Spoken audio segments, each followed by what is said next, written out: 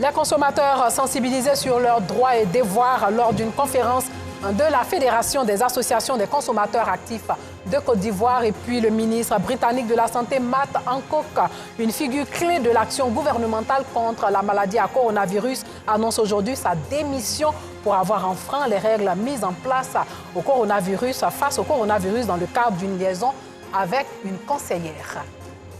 Bonsoir et bienvenue dans le journal. La protection des consommateurs, une question de droit civil ou de droit de l'homme, le droit pour les consommateurs à s'organiser eux-mêmes, à savoir avoir accès aux informations et aux services publics comme l'eau, les installations sanitaires et l'électricité et à défendre leurs intérêts. Au final, la protection des consommateurs peut être un objectif politique, un cadre pour des politiques publiques en faveur du consommateur. La Fédération des associations des consommateurs actifs de Côte d'Ivoire entend sensibiliser les consommateurs sur leurs droits et devoirs d'une conférence pour en parler. Anissette Konan a assisté à la rencontre. Former et informer les consommateurs sur les droits et devoirs. La tâche est lourde et la guerre de l'information n'y arrange rien. Face au constat, la FACACI, la Fédération des associations de consommateurs actifs de Côte d'Ivoire, prend des initiatives. Au foyer des jeunes d'Abobo-Doumé, dans la commune d'Atekoubé, la Fédération a réuni tous les acteurs de la chaîne de consommation. Nous sommes là pour respecter les droits fondamentaux. Nombreux sont les préjudices subis par ces consommateurs, tant au niveau de l'eau qu'au niveau de l'électricité ainsi que les TIC. S'ils n'ont pas l'information juste, s'ils ne sont pas éduqués, c'est vrai qu'ils seront passifs sur ce qui est important pour eux. Partenaires de ce programme de sensibilisation, les entreprises présentes ont donné plus de précisions sur leur mission pour le bien-être des consommateurs. Éveiller certaines consciences par rapport au risque électrique, le danger du courant. On ne le voit pas, il nous rend ce service, il est invisible, mais il présente d'énormes dangers. C'est ce qu'on va expliquer en français facile, je dis bien, à nos populations. Informer les consommateurs sur les voies de recours qui s'offrent à eux en cas de malversation ou d'imprévu en ce qui concerne leur compte mobile money. Leur donner le maximum d'informations en ce qui concerne la lutte contre la cybercriminalité. Il y a une loi en Côte d'Ivoire justement qui lutte contre la cybercriminalité. Initiative fortement appréciée par les consommateurs présents. Cette formation est la bienvenue. Parce qu'au début, nous ne connaissions pas nos droits et nos devoirs. Mais il a fallu cette formation aujourd'hui pour que nous-mêmes, en tant que consommateurs, on puisse savoir nos droits. Auparavant, nous nous plaignions. Voilà, nous plaignons à la SODECI, à la CIE et autres. Pourtant, vraiment, c'est parce qu'on n'était pas informés, on était ignorants. Mais grâce à cette formation aujourd'hui, franchement, on ne va même plus se plaindre comme ça s'il y a quelque chose qui se passe maintenant à notre niveau. À partir de maintenant, on ira voir les régulateurs.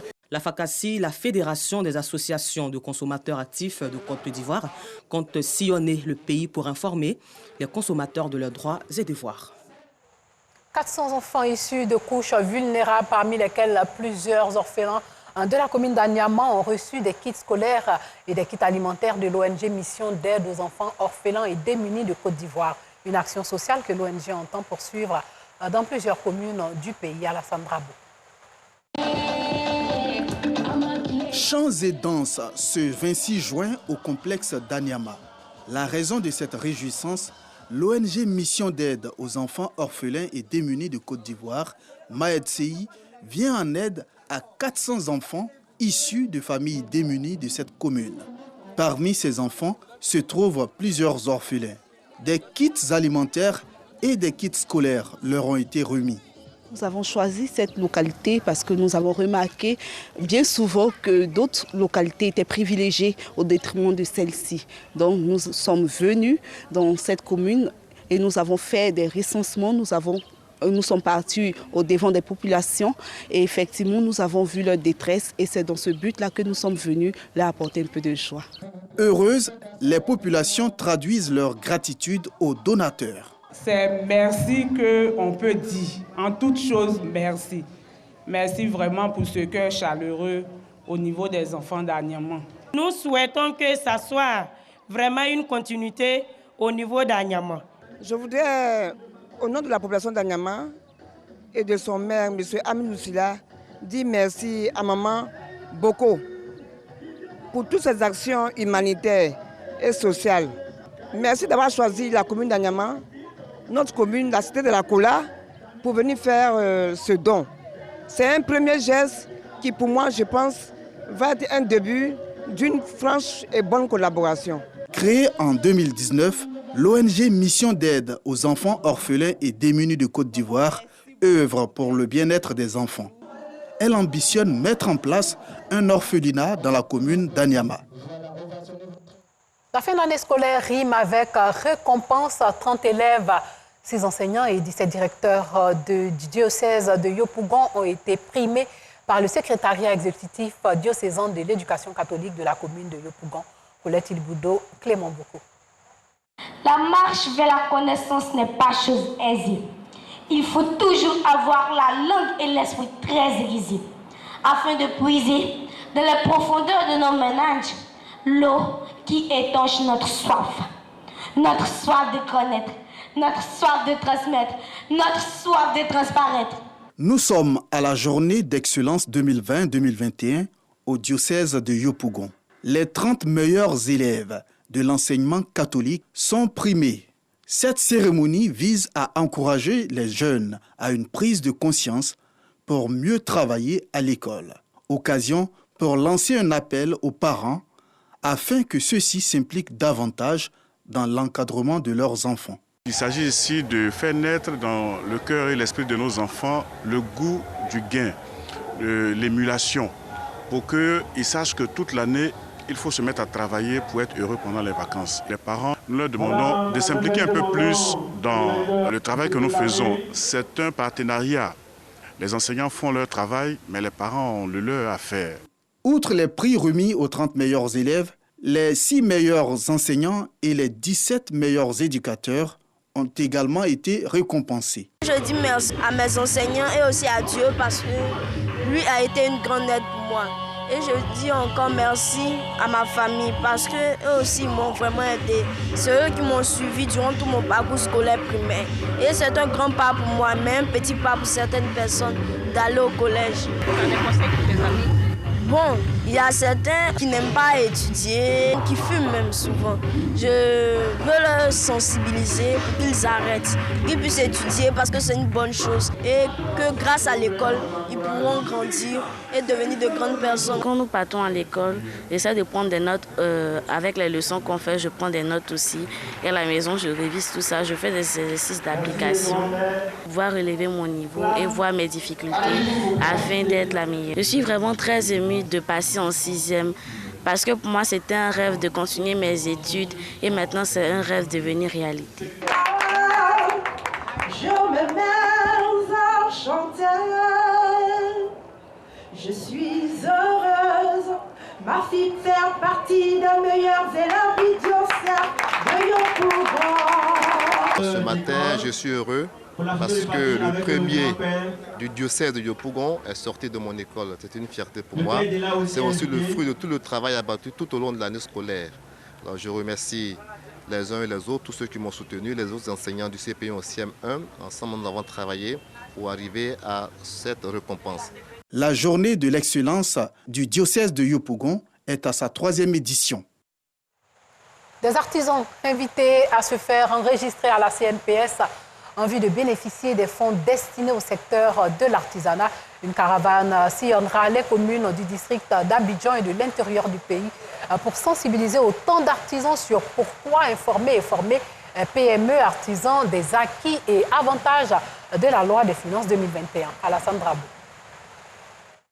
L'enrôlement des artisans à la Caisse nationale de prévoyance sociale au cœur de cette conférence organisée par la Confédération des PME-PMI du BTP en Côte d'Ivoire. Selon le président de la Confédération, cet enrôlement des artisans à la CNPS est nécessaire pour bénéficier des avantages mis à leur disposition. Une fois que vous avez cette carte, ça vous permet d'avoir le fonds d'appui au secteur informel, alors qui peut vous aider à relancer vos affaires. Pour enregistrer une adhésion massive de tous les artisans du pays, une caravane de sensibilisation démarrera dans le district d'Abidjan et dans plusieurs villes de l'intérieur du pays. On va parcourir toute l'étendue du territoire national. On ira avec la CNPS pour que tous ces enrôlements puissent se faire. Cette caravane qui a pour thème « Pourquoi informer, former les PME, les artisans et le secteur informel des avantages et acquis dans la loi des finances 2021 est motivé par la rentrée en vigueur de la nouvelle annexe fiscale depuis janvier 2021, les mauvaises informations qui circulent dans le secteur de l'artisanat au sujet de l'enrôlement et enfin la lutte engagée par la Cinébassi pour le bien-être des artisans. Un mot de culture, l'artiste Yabongo Lova rend hommage à Ernesto Djedje, 18 ans après la disparition du père du Ziglibiti, et ce, à la faveur de la première édition de Antilope Festival. L'idée, promouvoir le développement touristique et culturel de la région du Haut-Sassandra.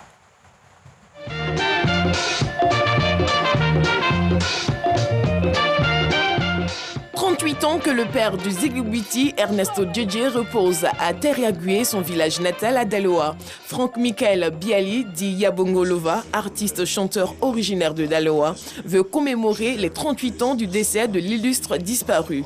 Cela par la réhabilitation de sa tombe. Rendre hommage à un artiste qui vient de Daloa. C'est l'idée de l'artiste pour dire que voici des gens qui m'ont inspiré, qui sont plus sur cette terre, mais je sais au moins comment faire. Je sais ramener des gens pour eux, je sais dire aux gens que je n'ai pas oublié mes pères. Ce qui nous est cher, c'est la ville de Daloa. Voilà. Ce qu'on doit retenir, c'est qu'ensemble, on va se mettre les mains dans la main pour que cette ville-là puisse être développée. Cette action de haute portée nationale fait partie des activités majeures de la première édition d'Antilope Festival. Promouvoir le développement touristique et culturel de la région du Haut-Sassandra, le savoir-faire artistique, artisanal de Daloa, transmis de génération en génération, font partie des objectifs que se sont assignés l'artiste et son équipe. 21e siècle, quelle orientation donner au développement de la région des Antilopes? Tel est le thème de la première édition de Antilope Festival des 6, 7 et 8 août prochains. C'était un reportage de Joël Gossé. Hors de chez nous, 6 soldats maliens ont été tués et un autre blessé lors d'une attaque dans le centre du pays. Cette attaque a visé un poste militaire dans le village de Bonou où 10 soldats maliens avaient déjà été tués en février dernier. Plus tôt dans la journée, 15 casques bleus des Nations Unies allemands, pour la plupart, ont été blessés dans le nord du Mali dans une attaque au véhicule suicide contre une position temporaire. Sachez que l'hélicoptère à bord duquel voyageait le président colombien Iván Duque a été la cible de tirs près de la frontière vénézuélienne. L'attaque s'est produite dans le département norte de Santander, à une région du nord-est de la Colombie ravagée par la violence entre groupes armés et par le trafic de drogue. Il s'agit du premier attentat contre un chef d'État colombien depuis celui commis par la guérilla des forces armées révolutionnaires de Colombie, FARC, en février 2003 contre Alvaro Uribe, le mentor politique d'Iván Duque. Duque se trouvait vendredi à bord de l'hélicoptère avec 5 ministres de la Défense et de l'Intérieur et le gouverneur du département norte de Santander. Personne n'a été blessé dans l'attaque. Aux États-Unis, le policier blanc Derek Chauvin a été condamné vendredi à 22 ans et demi de prison pour le meurtre de l'Afro-Américain George Floyd. Une lourde peine qui reflète l'impact planétaire du drame. L'avocat de la famille Floyd a salué une décision historique qui, selon lui, permet aux proches du quadragénaire noir et aux États-Unis de faire un pas de plus vers la réconciliation après 13 mois tumultueux. Nous devons d'être honnêtes envers les gens qui ont tant sacrifié pendant cette pandémie quand nous les avons déçus, comme je l'ai fait en enfreignant les consignes. Ce sont les mots inscrits dans la lettre de démission du ministre britannique de la Santé, Matt Hancock, remise au Premier ministre Boris Johnson. Le ministre britannique de la Santé, une figure clé de l'action gouvernementale contre la pandémie, a annoncé aujourd'hui même sa démission pour avoir enfreint les règles mises en place face au Covid dans le cadre d'une liaison avec une conseillère. Voilà, c'est sur cette information que s'achève ce journal. Merci de nous avoir suivis. Portez-vous bien.